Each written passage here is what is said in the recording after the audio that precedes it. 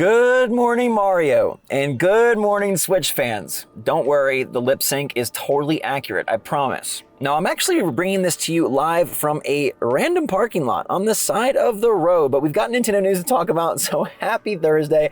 Let's get right into it. We've got new rumors for The Legend of Zelda in 2022 that I find fascinating and downright exciting. Plus, we've got some Switch Online updates to talk about, new things dropping super soon, as well as Sakurai up to some sneaky business. So let's fill you all in. What's going on, everybody? It's Zach from SwitchForce. Hope you're all having a fantastic day. Hit that like button, leave a comment, all that good stuff. You know I appreciate it so greatly. We're going to kick it off straight away with a new Switch announcement. This is for Them's Fightin' Herds, your favorite pony fighting game. Actually, this game looks really good and was announced previously for PC, and now it is coming to Switch officially this fall. There'll be a season pass with new fighters and new stages, and basically this is like the best four-legged fighting game ever created. All right, so it's like My Little Pony meets Skullgirls. That's kind of the vibe I'm getting, but it looks to be a good fighter, and it does have nice online. It's got that rollback netcode that we all love, and all sorts of just, I don't know, awesome action with four-legged fighters. Moving on to Sakurai, what he's up to. It's not a new Smash Bros, but he has had a meeting with HAL Laboratories. Now, if you're not familiar, HAL are the people that focus on Kirby, and they just did one of the coolest Kirby things ever, Kirby in the Forgotten Land. Now, Sakurai worked with HAL for over 20 years because he is actually the creator of Kirby. I think that's a lesser known fact than his Smash Bros fame, but he is the Pink Puff granddaddy. And so I wonder if this meeting has anything to do with a new game. Now, Sakurai has said that don't be surprised if he's not involved in game development for a while. So some people have speculated maybe he's working on like a new Kirby show or a Kirby movie. But I wonder if after the extreme success of Kirby in the Forgotten Land, Sakurai was like, dude, I gotta get back into this action. Maybe he's working on Kirby Air Ride 2. That's one of the last Kirby games he was majorly responsible for. Or maybe he's just meeting with some friends. But it's interesting that he did post on Twitter that he had an online meeting with HAL, and I wonder what that will lead to, if anything. Let me know in the comments down below if you'd like Kirby Air Ride 2, or if you'd like a Sakurai-helmed Kirby game again. Like, what if instead of Smash Next, he went back and took on Kirby after seeing how cool Forgotten Land was? He's just really interested in taking that franchise even further. Now, in terms of taking the Switch Online service further, we're still waiting for Game Boy Advance. We're still waiting for the next booster pack for Mario Kart. It's definitely time for that. I'm sure that gets announced at the coming June Direct. But new maintenance has been scheduled for late tonight. It's May 27th, but it's going to be technically tonight for most of you here in the United States. Elsewhere, it will be early morning, May 27th, and it's for the NES and SNES apps. Now, when this happens, new games drop. Last time this happened, we got Earthworm Jim 2, Dig Dug 2, and Mappy Land, a triple pack, 2 NES games and 1 Super Nintendo. I would bet we get a similar pack tonight. Obviously, I'll let you know as soon as it happens, but it does seem like we'll be getting more releases for the classic consoles, and kudos to Nintendo, because they have been keeping this very regular. The drip feed has turned into like a drip feed. Now there's 2 drips instead of 1 every couple months, and I really appreciate that. With the regular N64 release and these classic releases, they've upped the ante. Whoever told them this was a good idea, kudos to you, and kudos to Nintendo. Let me know if there's any games you specifically would like to see. I know that the Holy Grail is Super Mario RPG. That would be the big one.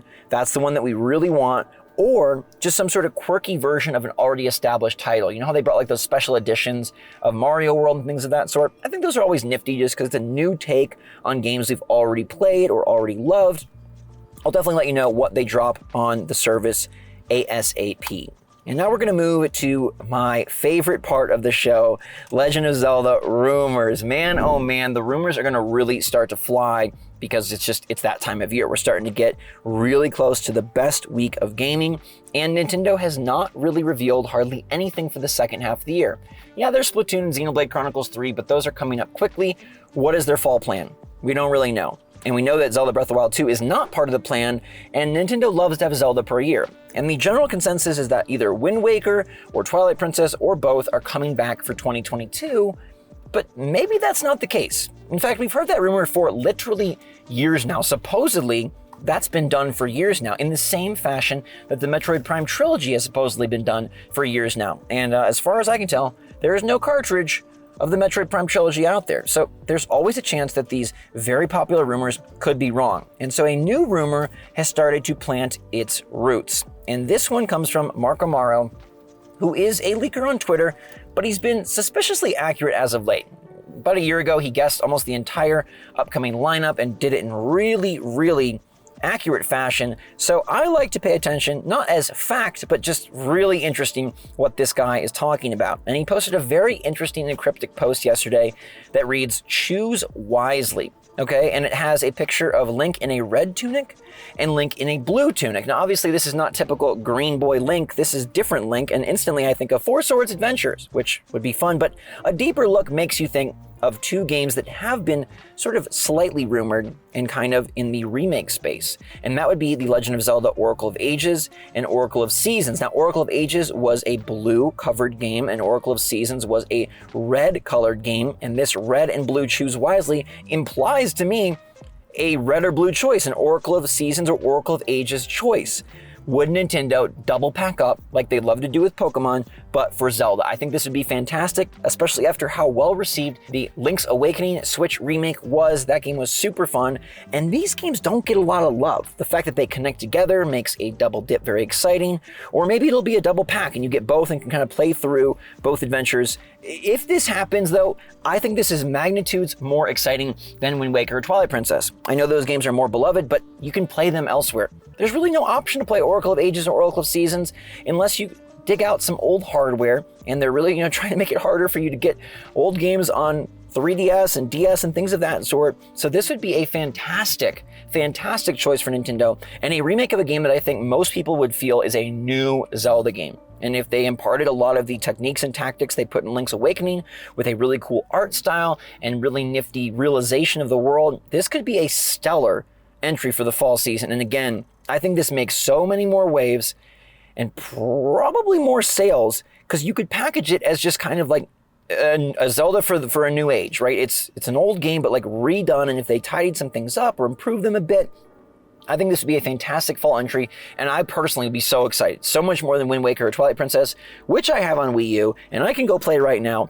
I cannot play Oracle of Ages or Oracle Seasons in any reasonably easy way, so I hope that this is accurate. Let me know if you would be more excited to see Nintendo drop a surprise reveal of Oracle of Ages and Oracle of Seasons at the E3 Direct, as opposed to the ho-hum anticipated Wind Waker Twilight Princess. Nothing against those games, but it's been said so many times, I don't think it would be so surprising. And if this is to be true, man, this would be a great addition for 2022. You'd have Oracle of Ages, Seasons, Scarlet Violet. We'd have so many freaking double packs. It would be a fantastically fun time.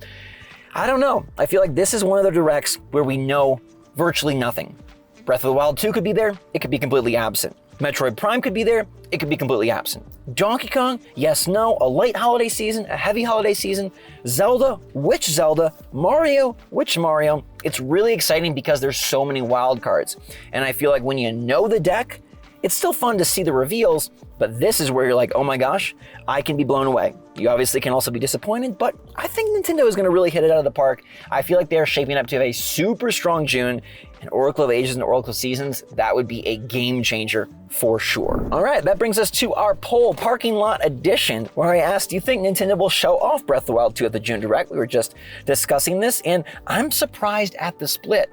Not a lot of confidence in seeing crazy green-armed Link at the June show. Only 56% are predicting a pop-up for the upcoming sequel, The Legend of Zelda Breath of the Wild, and I think it's really trending downward as of late. Nintendo's delay and all the delays around the industry, it seems like they will not show this off until they're sure they can hit a date and until we're much closer to that release, which has to be at least like 9, 10, 11, 12 months away at this point. So I absolutely think that I agree with the 44% who peg this as more of a September reveal or a December reveal, something of that sort. Who knows, it could show up, but if Nintendo has enough, they're definitely going to save this Zelda, especially if they have another Zelda, and I hope they do. I hope it's the one that's in the rumor today. So let me know what you think about that rumor and about Sakurai's sneaky meeting, how you feeling about playing ponies in an upcoming fighter, and how you doing in general. Hope your week is going spectacular. I'll see you back on the big screen soon. For now, though, have a fantastic rest of your day. Stay safe, stay healthy, stay happy, stay positive out there. And until next time, love you lots, appreciate you even more. SwitchForce, out.